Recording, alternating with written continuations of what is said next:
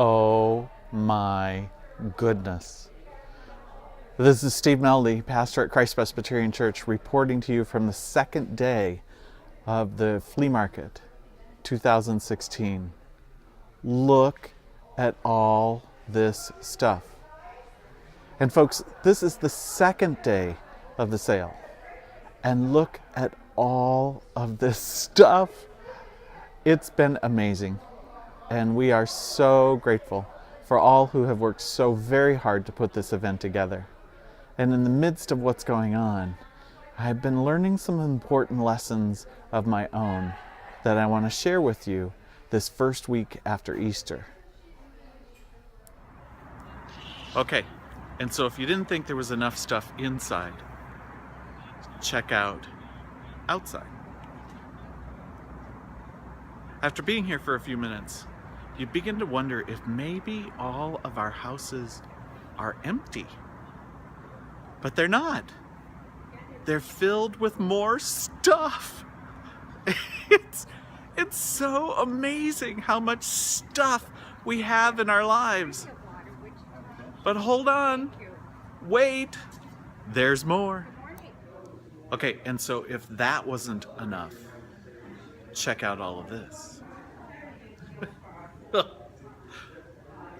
Furniture, lamps, sofas,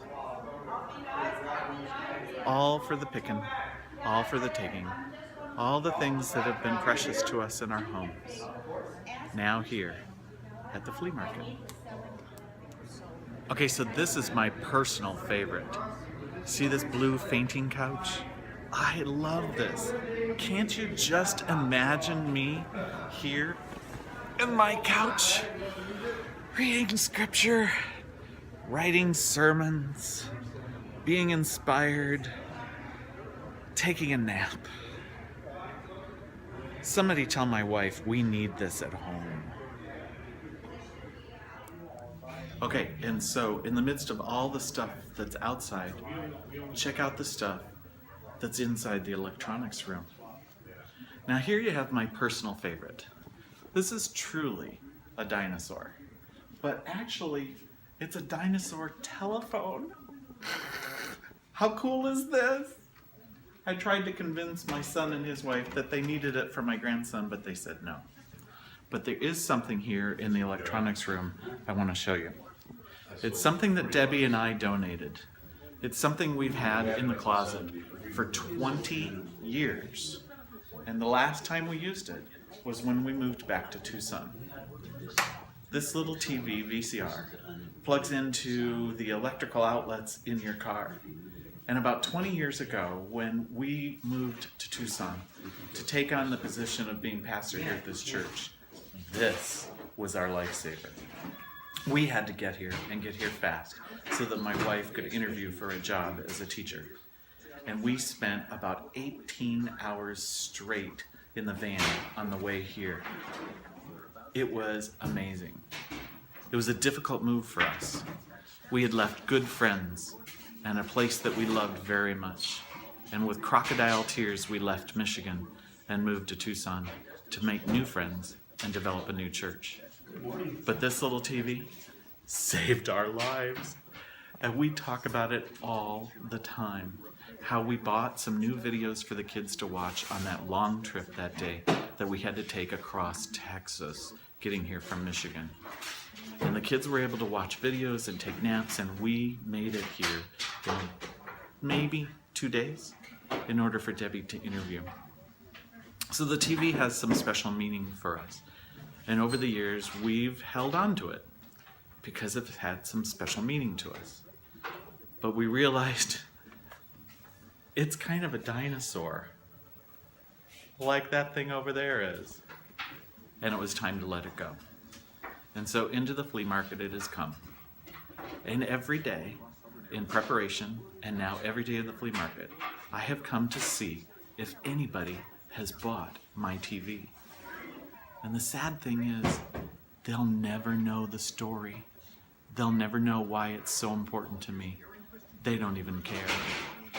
And the even sadder thing is, nobody's buying it. Nobody wants it. Nobody wants the TV that has such special meaning to me.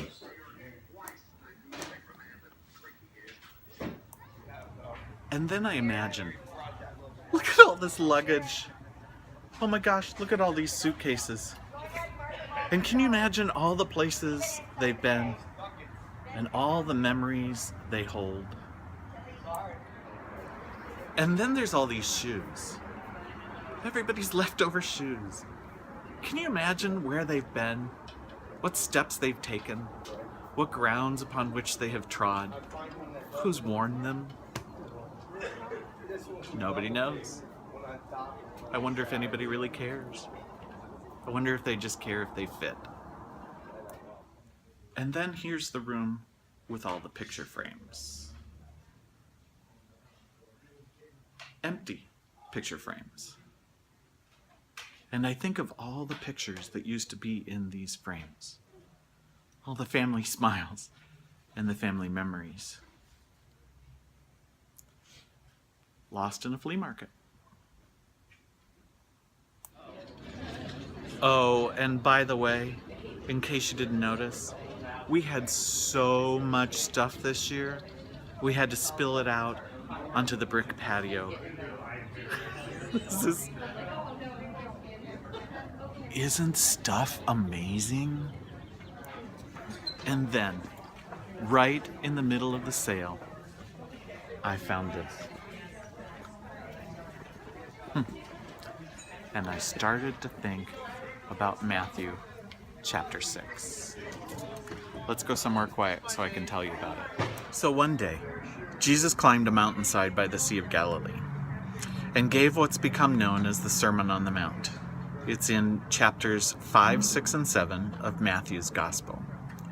He climbed the mount, so I decided right in the midst of the sale to climb the play set here in our grass quad and share with you his story and perhaps his teaching for us today.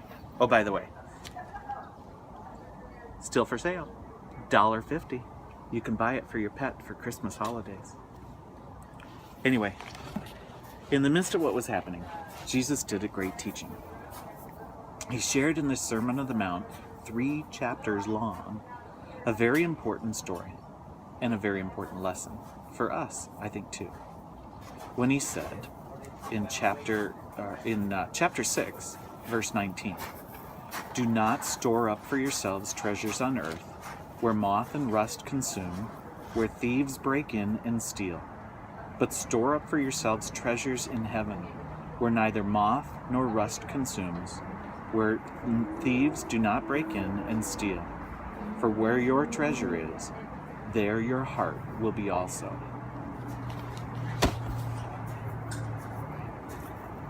And I cannot help but think about all this stuff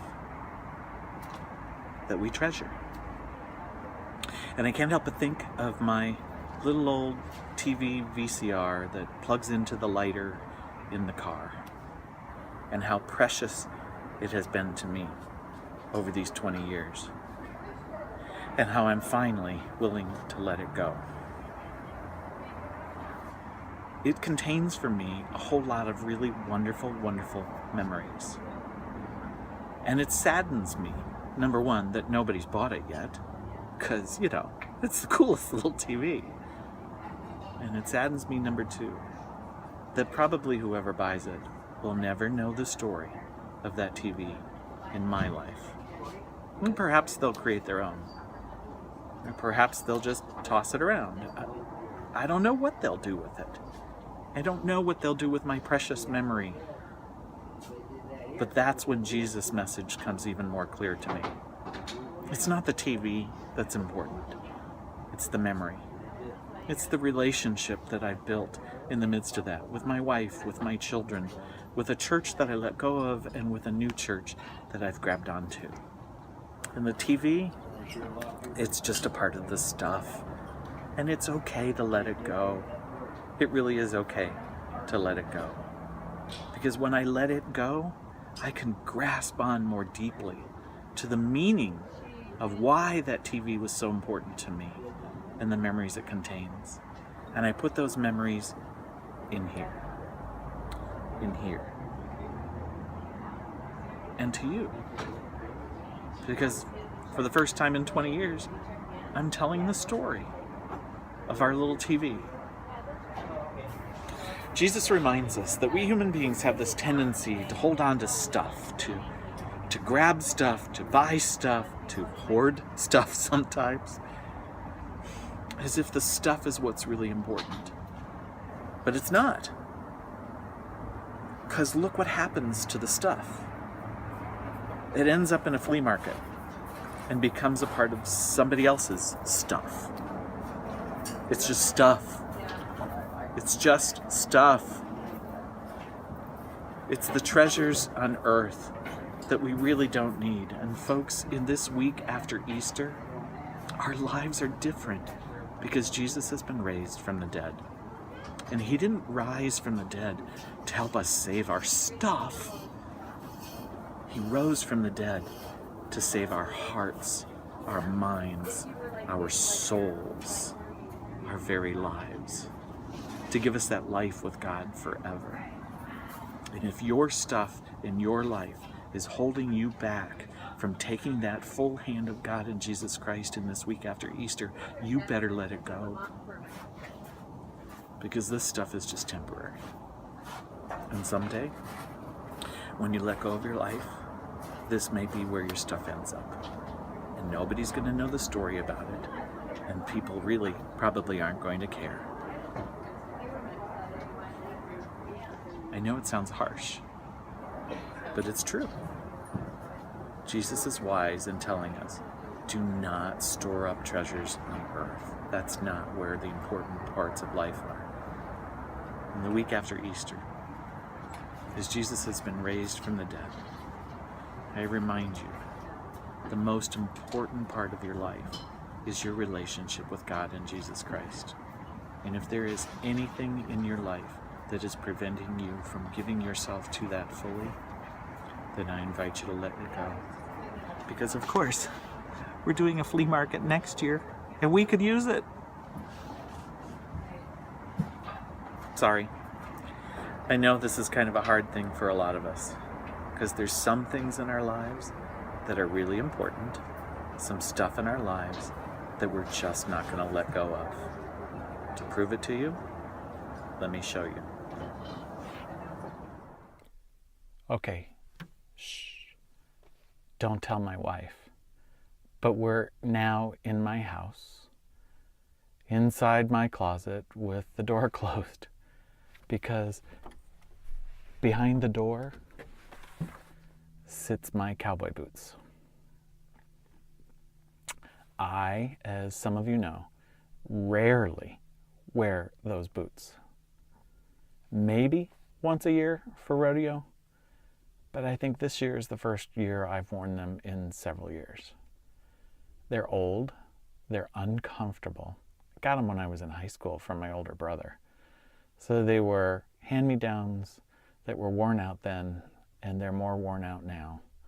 And they really ought to be in the flea market. But I just can't bring myself to put them into the flea market. They're my cowboy boots from high school. I wore them way back then, and I wore them one other time. I wore them when I proposed to my wife, Debbie, and I hid the ring box down in the boot when I was wearing them, and I just can't let them go yet. I don't know why, but I can't. So I know how hard this is.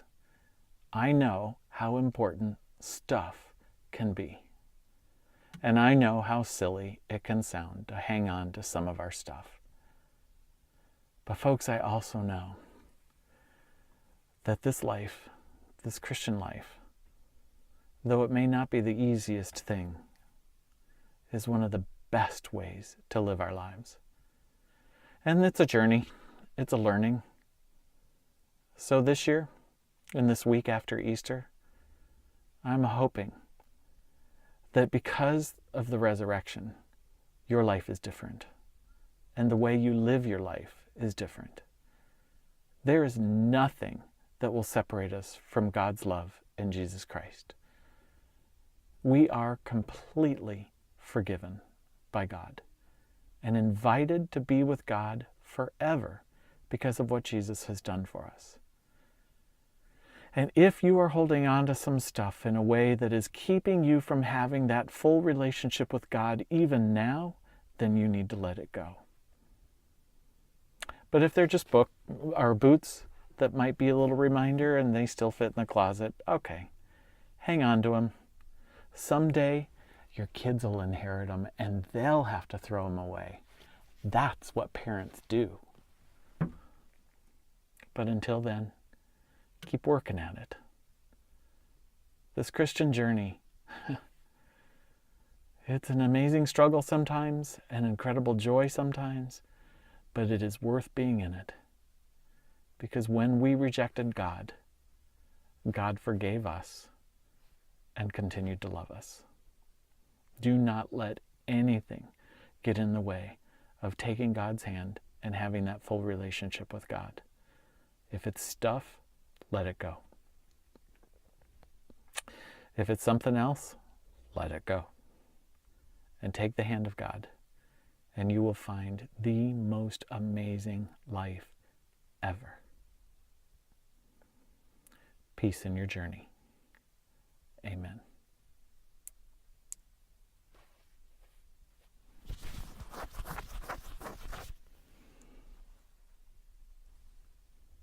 Oh, I'm still filming.